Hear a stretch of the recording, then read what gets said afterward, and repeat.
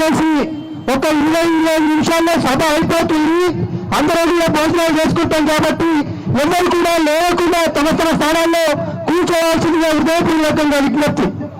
సభాధ్యక్షులు, మిత్రులు, ఈ యొక్క కార్యక్రమాన్ని భుజాల మీద వేసుకొని చేపడుతున్న రాజారాం యాదవ్ గారికి, పెద్దలు బీసీల మరో అంబేద్కర్ అన్న ఆర్ కృష్ణన్న గారు, పుట్టం పురుషోత్తమరావు గారు, వేదిక మీద ఉన్న పెద్దలందరికీ పేరు పేరున ఈ సందర్భంగా మనమందరం కూడా కలిసికట్టుగా మనకిచ్చిన మాటను ఏదైతే దాటవేస్తున్న రేవంత్ రెడ్డి గారి పాయింట్ కూడా తీసే దినము సందర్భంగా అందరూ కూడా ఈ సందర్భంగా నమస్కారాలు తెలుపుతా ఉన్నా.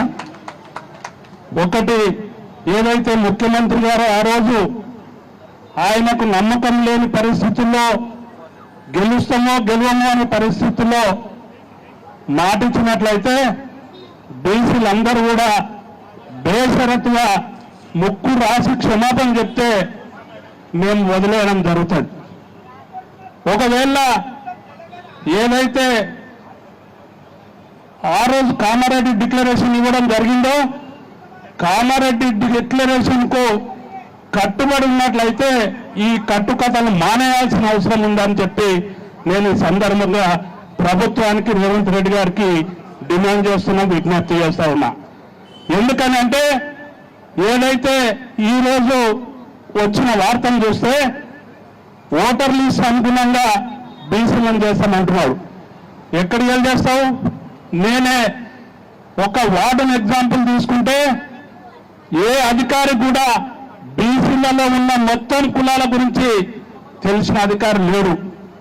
ఏ కులాన్ని బీసీలో రాస్తారో తెలియదు, ఏ కులాన్ని ఎక్కడ రాస్తారో తెలియరు.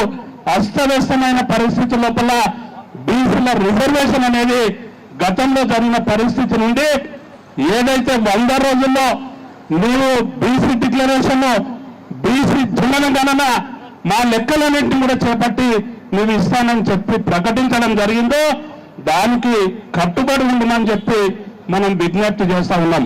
ఈ రోజు డిమాండ్ చేస్తా ఉన్నాం. దానికి వంకలు తిరుగుతున్న పరిస్థితుల లోపల ముఖ్యమంత్రి గారు చేస్తా ఉన్నారు.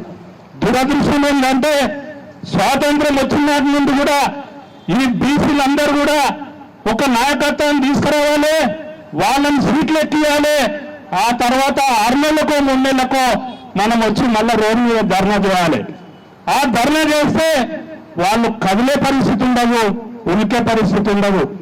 బిడ్డ రేవంత్ రెడ్డి గారికి నేను ఈ సందర్భంగా ఈ యొక్క వేదిక నుండి నేను డిమాండ్ చేస్తా ఉన్నా.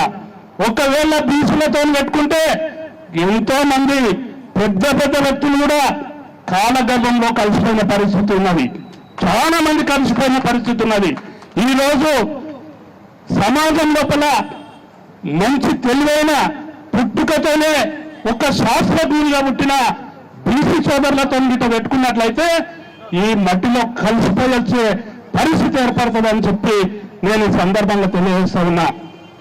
ఈరోజు చూస్తే బీసీ కులాలంటేనే ఇవాళ వడ్రాలను తీసుకుంటే ఒక కట్టెను తీసుకుపోయి నాగలు చేస్తా ఉన్నాడు, కట్టెను తీసుకుపోయి కుర్చీ చేస్తా ఉన్నాడు. నువ్వు చేసే పరిస్థితి ఉందా? నువ్వు ఎంబరున్నోళ్ళు చేసే పరిస్థితి ఉందా? ఈ విధంగా తీసుకుంటే ఎన్నో బీసీలలో ఉన్న కులాలన్నింటినీ కూడా పుట్టుకతోనే వాళ్ళు తెలివైన కులాలు కాబట్టి మేము పరిపాలన చేయడానికి పూర్తి స్థాయిలో మేము అడుగున్నాము. మా కొరకు చట్టాలు చేసుకోవడానికి సమాజ స్థాపన కొరకు మేమందరం కూడా అడుగున్నాం. కాబట్టి మీరు ఇచ్చిన మాట ప్రకారం ఏదైతే ఈ రోజు స్థానిక సంస్థల ఎన్నికలు దగ్గరలో ఉన్నాయో స్థానిక సంస్థల లోపల 42% ప్రకటించడం జరిగిందో దానికి కట్టుబడి ఉండమని చెప్పి మనం డిమాండ్ చేస్తున్నామని చెప్పి ఈ సందర్భంగా నేను మనవి చేస్తా ఉన్నా. ఎక్కడ చూసినా కూడా ఈ రోజు బీసీలను అణచేస్తున్న పరిస్థితి ఉన్నది. అందుకే నేను ఒక్కటే బీసీ సోదరులకు అందరూ కూడా మనవి చేస్తా ఉన్నా.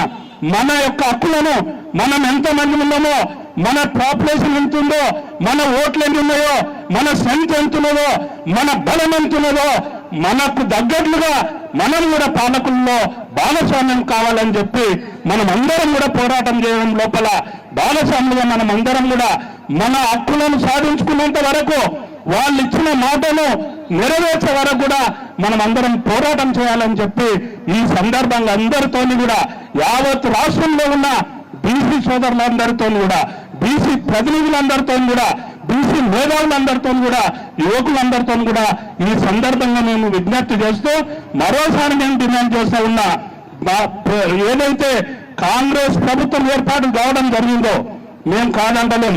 కాంగ్రెస్ ప్రభుత్వం మీరు పరిపాలన చేసుకోండి, కానీ మాకు ఇచ్చిన మాట మా కడుపులు గిట పెట్టినట్లయితే మా వాటలో గిట కోత పెట్టినట్లయితే మేము ఊరుకునే మాట లేదని చెప్పి ఈ సందర్భంగా డిమాండ్ చేస్తూ మనం అందరం కూడా కలిసికట్టుగా సాధించుకుందామని చెప్పి అందరితో కూడా ఈ సందర్భంగా అందరితో కూడా మనవి చేసుకుంటూ అవకాశం ఇచ్చిన పెద్దలకు అందరూ కూడా మరోసారి ధన్యవాదాలు తెలుపుకుంటూ మేమందరం ఉంటాం, మనం అందరం కలిసికట్టుగా పోరాటం చేద్దాం. ఈ పోరాటాన్ని సాధించే వరకు అలుపెరగని పోరాటం చేద్దాం, ఆపలేని పోరాటం చేద్దాం, సాధిద్దాం, ఖచ్చితంగా సాధిద్దామని చెప్పి ఈ సందర్భంగా నేను మనవి చేసుకుంటూ ఈ అవకాశం ఇచ్చిన మీకు అందరూ కూడా ధన్యవాదాలు తెలుపుకుంటూ సెలవు చేసుకున్నా. జై బీసీ. మా సోదరుడు ఇప్పుడే